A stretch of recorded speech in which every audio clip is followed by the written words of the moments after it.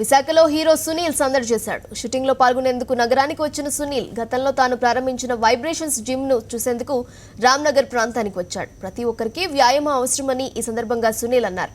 తమిళనాడు వర్షాలు బాధాకరమని తన వంతు ఎంతో కొంత సాయం అందిస్తానని తెలిపారు. ఆర్పీఏ బ్యానర్ పై నటిస్తున్న తన చిత్రం ఫిబ్రవరిలో విడుదల కానుందన్నారు.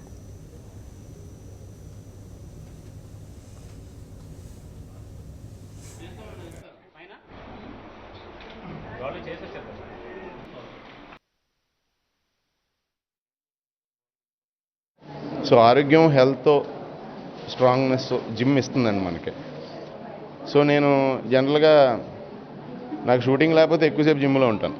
అది ఆర్పిఏ క్రియేషన్స్ ఫిల్మ్ అండి. ఇది ఆల్మోస్ట్ 50% ఫిల్మ్ అయిపోయిందండి. ఇది వైజాగ్ బేస్డ్ స్టోరీ.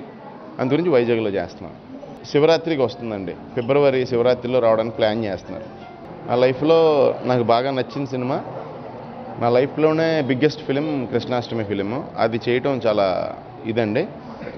ఈ సంవత్సరం యాక్ట్ చేయడం చాలా ఇది. 2016లో నా 3 ఫిలిమ్స్ రిలీజ్ అవుతాయండి. అంతవరకు ప్రామిస్ చేయగలను. అదే నేను ప్రస్తుతానికి అనుకున్నది. చాలా బాధాకరమైన విషయం అండి. అంటే ఎప్పుడు ఊహించని పరిణామం ఇది.